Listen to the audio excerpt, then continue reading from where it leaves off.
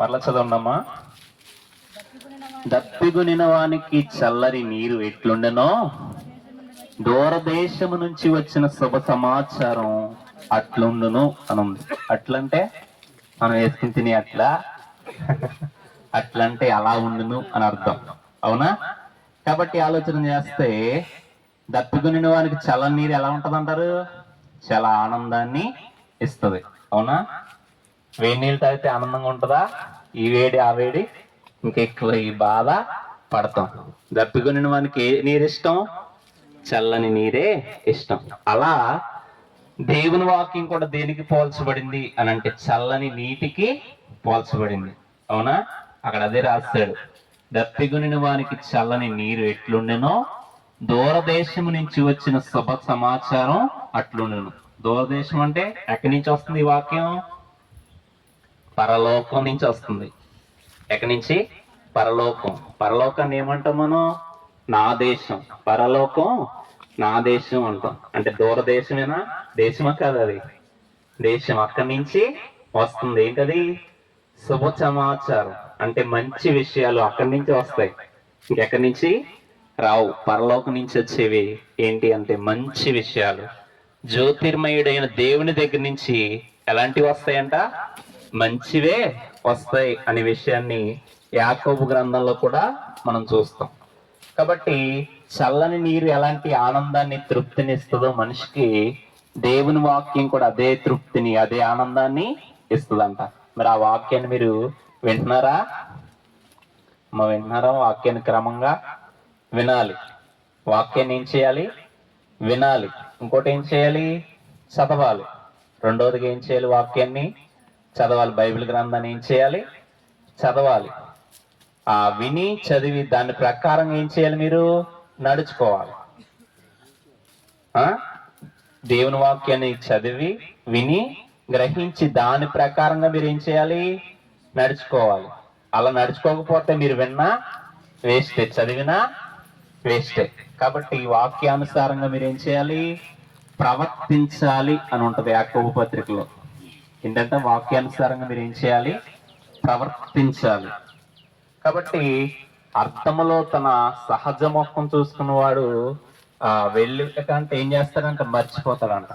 అలాగే విని మర్చిపోకూడదంట. వాక్య ప్రకారంగా ప్రవర్తించు వారినై ఉండుడి అని ఉంటది యాకోబు పత్రిక 1వ అధ్యాయం.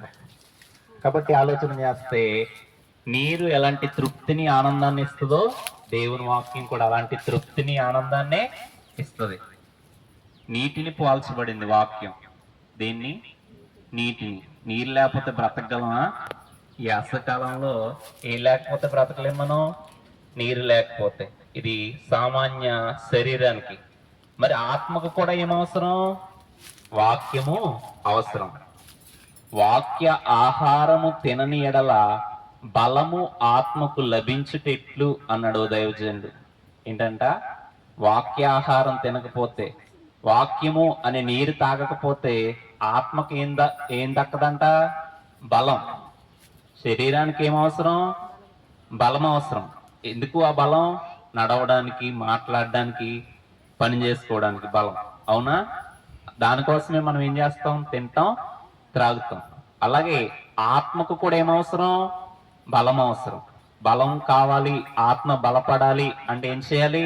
పడుకోవాలా? సోదుకోలు చెప్పుకోవాలా అంటే కాదు. వాక్యాన్ని మనం వింటే ఏమవుతాం? బలపడతాం. అవునా? వాక్యం మనల్ని ఏం చేస్తుంది? బ్రతికిస్తుంది, బాధల్లో నెమ్మదిస్తుంది, బలపరుస్తుంది. వాక్యం ఏం చేస్తుంది? బలపరుస్తుంది. కాబట్టి వాక్యం దేనికి పోల్చబడింది అంటే నీటికి పోల్చబడింది, ఆహారానికి కూడా పోల్చబడింది. చూడండి, ద్వితీయోపదేశకాండం 32వ అధ్యాయం 2వ వచనం చదవండి. ఆయన ఉపదేశం వాన వలె కురుస్తుందంట. ఆయన ఉపదేశం, ఆయన వాక్యం మంచు వలెను, లేతగడ్డి మీద పడే చెనుకు వలెను, పచ్చిక మీద కురియు వర్షము వలె ఉండును. వర్షం ఎండిపోయిన నేలను ఏం చేస్తుంది? తృప్తిపరుస్తుంది. అవునా? నెరవిడిచిన నేల ఒక్కసారిగా వర్షం కురవగానే ఏమైపోద్ది? మెత్తన అయిపోద్ది. ఆ రీతిగా దేవుని వాక్యం మన బాధలో నెమ్మదిస్తూ, మన జీవితాల్లో ఫలింపునిస్తూ, మన జీవితాలను మెరుగు చేస్తుంది. మంచి ప్రవక్తనలో నడుచుకోవడానికి వాక్యం అన్ని విధాలుగా సహాయ పడుతుంది. కాబట్టి వాక్యం దేనికి పోల్చబడింది? నీటికి పోల్చబడింది. దేనికండి? నీటికి పోల్చబడింది. రెండవదిగా ఆహారానికి కూడా పోల్చబడింది. అవునా? 119వ కీర్తన, నీ వాక్యములు చిండి అంటారు. మారతాడా? ఆ త్రాగబోతే, ముందు తాగబోతే పెళ్ళయ్యక కూడా దేవుడే మార్చగలడు. దేవుని వాక్యమే ఏం చేయగలదు? మార్చగలడు.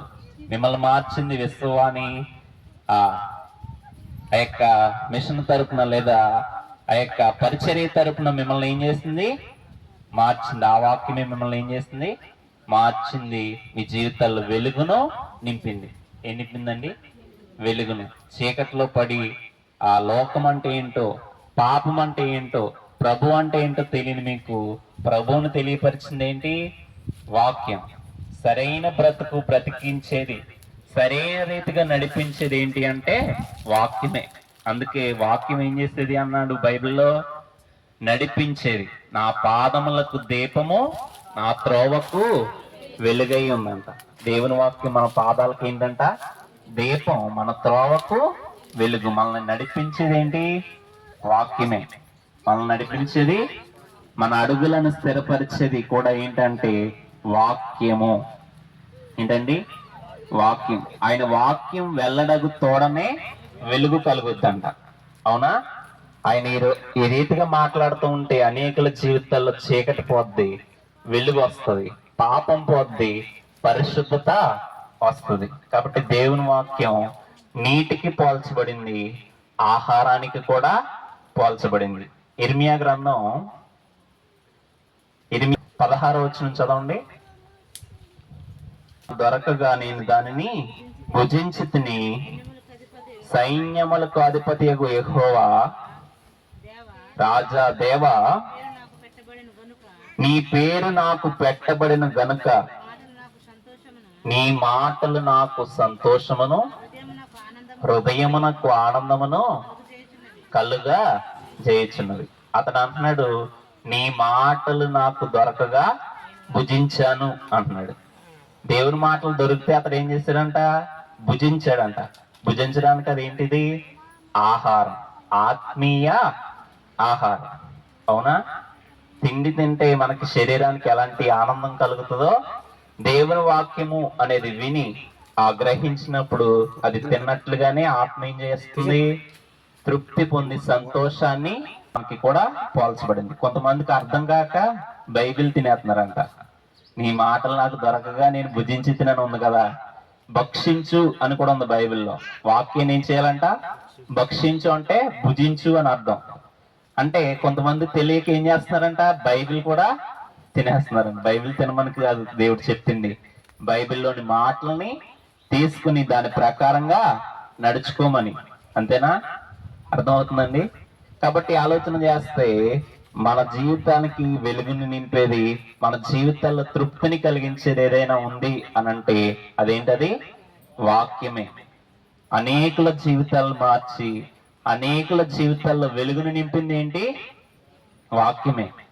ఆయన వాక్యం బహు వేగంగా ఏం చేస్తుందంట? పరుగెత్తుతుందంట. కాళ్ళు ఉన్నాయంటారా వాక్యానికి? ఉన్నాయి అని చెప్పాలి. ఎందుకు అంటే ఆయన దైవజనులు ఎక్కడుంటారో, ఆయన గురించి సాక్ష్యం ఇచ్చే వాళ్ళు ఎక్కడుంటారో, ఆయన బైబిల్ గ్రంథాలు ఎక్కడికైతే వెళ్తున్నాయో అక్కడికి ఏమి వెళ్ళిపోతుంది? వాక్యం. హెలికాప్టర్ స్పీడ్గా వెళ్తుందా? విమానం స్పీడ్గా వెళ్తుందా? విమానమే ఎక్కువ స్పీడ్గా వెళ్తుంది. అవునా? వాటి కంటే వేగంగా పరిగెత్తేది ఏంటంట? దేవుని వాక్యం. 147వ కీర్తనలో ఉంటది. వాట్సాప్ ద్వారా, ఫేస్బుక్ ద్వారా కూడా ఏం చేస్తున్నారు? చాలా మంది వాక్యాన్ని ప్రకటిస్తున్నారు. అంటే అన్ని చోట్ల వాక్యం ఏం చేస్తుంది? పని చేస్తుంది. అవునంటారా? వాక్యం లేని చోటు ఉందంటారా? దేవుని వాక్యం అన్ని చోట్ల ఏం చేయబడాలంట? ఇప్పుడు ప్రకటించబడాలంట. అటు తర్వాత ఏమొస్తుందంట? అంతము వస్తుందంట. అడ్డం పెట్టేస్తాం. వచ్చే వాక్యానికి ఏం అడ్డం పెట్టేస్తాం? గొడుగు. ఏంటి అంటే పక్కోడికి పని చేస్తుంది, అది నాకు కాదు అని గెంటేస్తాం. కానీ అందరికీ వాక్యం ఒకరికైనా అందరి జీవితాలు అనుకోవాలి, కానీ పక్కోడి కోసం అని మనం వదిలేయకూడదు. వదిలేచ్చా? వర్షం వచ్చిందనుకోండి, మనకు పంట పండాలి, మనకన్నా తీసుకుంటామా? పక్కోడు పంట పండితే చాలు అనుకుంటామా? మనకే పంట పండాలని ఎలా అయితే రిసీవ్ చేసుకుంటామో వాక్యాన్ని కూడా అలాగే ఏం చేయాలి? రిసీవ్ చేసుకోవాలి, తీసుకోవాలి, కానీ గ్రింటి వేయకూడదు. అర్థమవుతుందండి? కాబట్టి దేవుని వాక్యం దేనికి పోల్చబడింది? నీటికి పోల్చబడింది, ఆహారానికి పోల్చబడింది. ప్రతి జీవితాన్ని మార్చేది ఏంటి? వాక్యం. శక్తి గల వాక్యం అంట. వాక్యంలో ఉంది ఏమని? శక్తి గల వాక్యాన్ని సాత్వికంతో అంగీకరించాలంటే యాకోబు పత్రిక 1:21 ఉంది. ఎలాంటి వాక్యం అంట? శక్తి కలిగిన వాక్యం. కత్తిలా ఖండిస్తుందంట, సుత్తిలాగా సరిచేస్తుందంట. అవునా? నీటి వల్లే మనల్ని శుద్ధి చేస్తుందంట. అవునా? ఆహారం వల్లే తృప్తి కలిగిస్తుందంట. మన జీవితాల్లో వెలుగు నింపేది ఏంటి? వాక్యం. మరి ఆ వాక్యాన్ని సరిగ్గా మీరు ఏం చేయాలి? వినాలి, చదవాలి, గ్రహించాలి, దాని ప్రకారంగా నడుచుకోవాలి. అవునా? 2 మాటలు చెప్పి నేను ఇంక ముగించేస్తాను. ఫలం లేని వారికి ఫలాన్ని ఇస్తుందంట, నెమ్మది లేని వారికి నెమ్మదిని. అందరి జీవితాల్లో కూడా మేలు చేసే వెళ్తుంది, కానీ కీడు చేసి వెళ్ళదు. కాబట్టి దేవుడు తగిన కాలం ముందు వర్షం ఇచ్చే దేవుడు. తొలకరి వాన ఆయనే కురిపిస్తాడంట, కడవరి వాన కూడా ఆయనే కురిపిస్తాడంట. ఆయన వర్షం అయ్యున్న దేవుడు అని కూడా వాక్యంలో ఉంది. వర్షం వల్లే వస్తాడంట మన దగ్గరికి. కాబట్టి ఆలోచన చేస్తే ఆయన వాక్యం ఎలాంటిది అని అంటే మన జీవితాల్లో వెలుగుని నింపేది, మన జీవితాలను బాగు చేసేది. ఆయన వాక్యం కంటే ఇంకా ఏదైనా గొప్పది ఉంది అంటే లేదు. ఉందా? చదువు గొప్పది అని అనుకుంటే చదువు కన్నా కూడా వాక్యమే గొప్పది. ఎంత జ్ఞానవంతులు చెప్పిన మాటల కంటే కూడా దేవుని వాక్యమే విలువైనది, బలమైనది. మన జీవితాలని మార్చేది. ఏం చేసేదండి?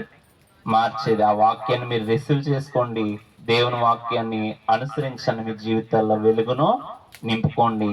అనేకులకు మీకు తెలిసిన వాక్యాన్ని పంచండి, ప్రకటించండి, సాక్షులుగా జీవించండి.